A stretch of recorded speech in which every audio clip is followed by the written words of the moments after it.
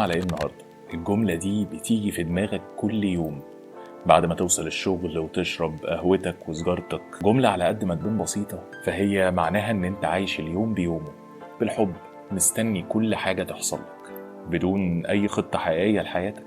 صاحبي في الرحلة، في فيديو النهاردة هنعرف ازاي التخطيط وإدارة المخاطر فرقوا في انهيار دول كاملة وغيروا مسار التاريخ نفسه، وازاي تطبق نفس نظام التخطيط ده على حياتك علشان توصل للي انت عايزه بدل ما تستناه يحصل لك. ولو حابب تروح للجزء ده على طول هسيب لك تايم ستامب على الفيديو، بس هيفوتك كتير. انا لاشين، شخص قرر يبدأ رحلة بحث مختلفة وهشارك رحلتي معاك. استخدام علوم إدارة المخاطر والتخطيط علشان تتحكم في مصيرك ده مش اختراع حديث. لو رجعنا بالزمن 7000 سنة كان في عالم إدارة مخاطر عظيم اسمه النبي يوسف عليه السلام. النموذج اليوسفي ده هو البلو برينت أو المخطط الأساسي لعلومنا اللي بندرسها في الدكتوراه دلوقتي. خطته قامت على 3 مراحل أساسية لأي خطر يهدد حياتك. المرحلة الأولى الريسك أسيسمنت، اللي هي التنبؤ بالخطر وتقييمه. هو ما استناش الكارثة تحصل، هو لما فسر حلم الملك قال له ان في 7 سنين رخاء هيجي بعديها 7 سنين عجاف. هو ده تقدير المخاطر قبل ما تحصل، طبعا مع الاختلاف ان دي معجزة وان ده نبي. والمرحلة التانية هي الريسك ميتيجيشن او التخفيف من اثر الخطر. في عز الرخاء خزن القمح جوه السنابل بتاعته علشان يقلل من احتمالية ان هو يبوظ، وده التضحية بالراحة الحالية للتقليل من أثر كارثة مستقبلية. والمرحلة الثالثة الكرايسيس ريسبونس أو الاستجابة للأزمة. لما المجاعة ضربت العالم كله كانت مصر هي المخزن الوحيد للأكل، وبكده نجحت الخطة البديلة في الحفاظ على الكيان وتأمين النجاة. وده مش الشكل الوحيد لإدارة المخاطر في مصر القديمة. قبل النبي يوسف عليه السلام بسنين مديرين المخاطر في مصر القديمة ما كانش شاغلهم غير حاجة واحدة، النيل. النيل كان أكبر مورد وأكبر خطر. الفيضان لو جه ضعيف تحصل مجاعة، ولو جه قوي زيادة عن اللزوم يحصل غرق ودمار. الحضارة الفرعونية قامت علشان هي أول ما تطبق علم إدارة المخاطر بجد. عملوا مقاييس النيل علشان يقدروا الخطر، الريسك أسيسمنت فاكرها، وعملوا صوامع لتخزين الحبوب علشان يقللوا أثر الخطر، ودي تاني مرحلة. كل ده كان بيحصل قبل 7000 سنة. تعال بقى نشوف ازاي فشلنا كبشر ومؤسسات في العصر الحديث ان احنا نطبق المبادئ اللي تبان بسيطة قوي وبديهية دي. مثلا في الحرب العالمية التانية قرار واحد اتاخد بدون إدارة مخاطر مظبوطة غير شكل التاريخ كله. قرار هتلر انه يهاجم مدينة ستالينجراد السوفيتية قبل الشتاء بمفيش، ما عملش حسابه بتتحول سما ستالينجراد لكورة نار. 600 طيارة نازية بيدقوا المدينة وبيمهدوا لدخول الجيش النازي على الأرض. هجوم عملاق خرج من اعتقاد هتلر إنه هينتصر قبل ما الشتاء يجي أصلا. الحرب كلها مش هتقعد 2-3 ورغم وفاة أكتر من 40,000 سوفيتي في الطلعة الجوية دي لوحدها، والمدينة كلها اتحرقت علشان البيوت بتاعتها كانت خشب. لكن لما وصل الجيش النازي على الأرض لأن السوفيتيين لسه بيحاربوا ورغم قوة الجيش النازي في الوقت ده، لكن الحرب استمرت لحد يوم 31 يناير سنة 43. ودي حاجة ما كانش حد مستعد ليها، في درجة حرارة 30 تحت الصفر. عامل الشتاء اللي هتلر وقياداته استهونوا بتأثيره سبب شلل كامل للمدرعات النازية. محدش قدر يستحمل الظروف دي غير السوفيت. كانوا لا مؤاخذة بيقلوا بيض على المدرعات بتاعتهم. 5 شهور كاملة اتقطعت فيهم الإمدادات عن الجيش النازي بشكل شبه كامل. والناحية التانية عند السوفيت كان بيجي لهم إمدادات من نهر الفولجا علشان تكون دي نقطة تحول في تاريخ الحرب وتاريخ العالم كله بالشكل اللي نعرفه النهاردة. كل ده بسبب سوء إدارة المخاطر اللي وقع فيها الاتحاد السوفيتي نفسه بعديها في حادثة تشيرنوبل يوم 26 أبريل سنة 86 الساعة 1:30 تقريبا بالليل. بيفوق العالم على واحدة من أكبر الكوارث اللي عرفها التاريخ الحديث. الاتحاد السوفيتي في الوقت ده كان بيعمل اختبار أمان للمفاعل بتاعه اللي اسمه تشيرنوبل علشان يحسن صورته قدام العالم في أسلوب إدارته للمنشآت النووية. لكن فشل المهندس أناتولي دياتلوف في إدارة الأزمة، وده كان نائب كبير المهندسين، ولو الاختبار نجح هيترقى الكبير مهندسين. فعند بقى قدام القياسات اللي بتقول ان اختبار الامان فشل ولازم يتلغي حالا. قال لك كده الاختبار ده لازم يتم، انا كده هترقى. اصر انه يكمل عشان يتحول المفاعل لقنبلة نووية كاملة تقتل اكتر من 95,000 بني ادم. حتى رجال المطافي والاسعاف اتأثروا بالاشعاع وبدأوا يقعوا واحد ورا التاني. في يدوب ساعات بسيطة.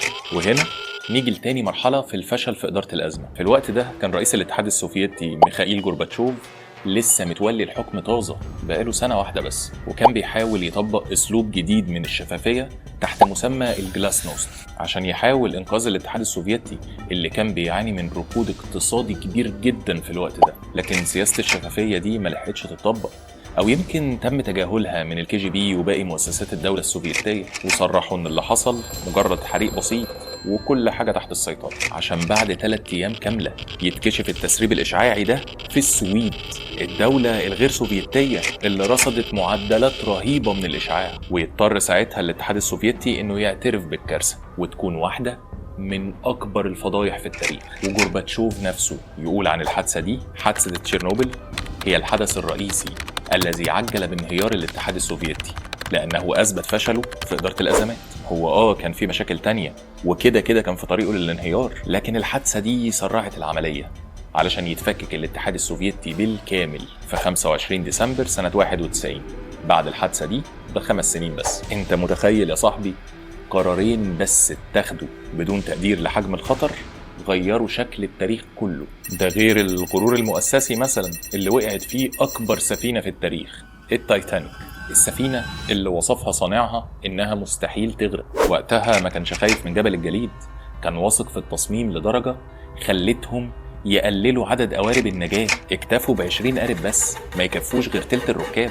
كانوا متأكدين إن استحالة حاجة تحصل. المشكلة هنا مش إن السفينة غرقت، المصيبة إن هم لغوا الخطة البديلة بتاعتهم عن عمد، كانوا قاصدين إن هم يقللوا عدد قوارب النجاة.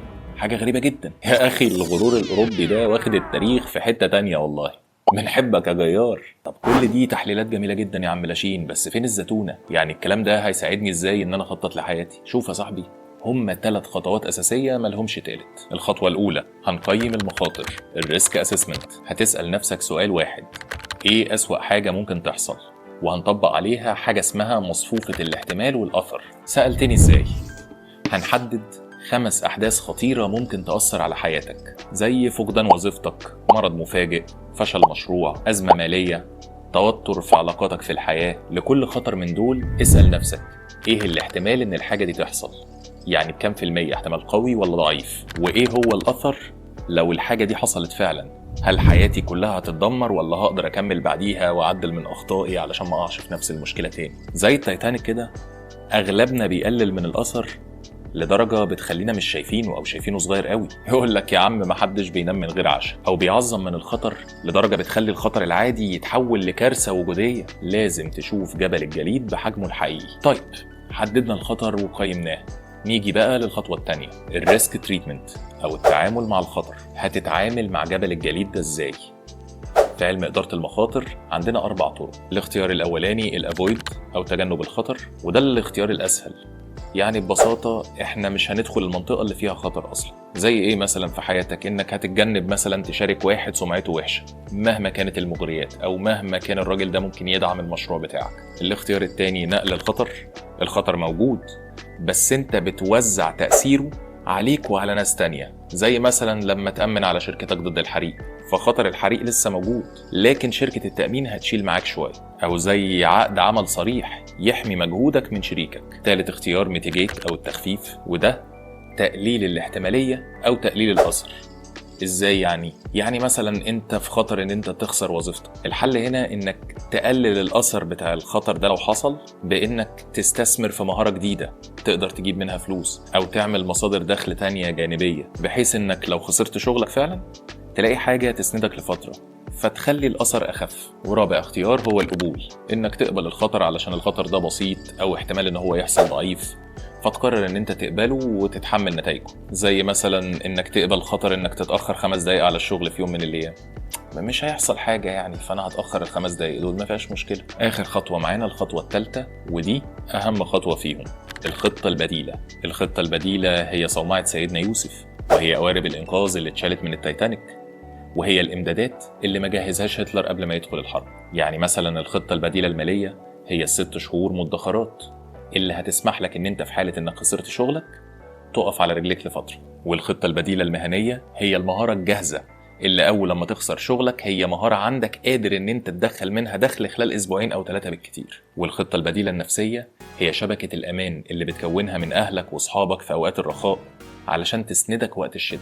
في الآخر النجاح مش إنك ما تواجهش خطر خالص، دي تقريبا حاجة مستحيلة، كده كده الخطر موجود وهيحصل. لكن النجاح إنك تكون جاهز، إن الخطة البديلة بتاعتك تكون جاهزة للتطبيق قبل ما تيجي السنين العجاف وتكتشف إن الصوامع فاضية. لو حابب الحلقة اللي جاية تبقى عن السوات أناليسيز اكتب لي في الكومنتس. في النهاية يا صاحبي في الرحلة، لو عجبك الفيديو اعمل لايك وشير وسبسكرايب وابعته لحد يستاهل يشوف. أنا لاشين ودي لاشين توكس.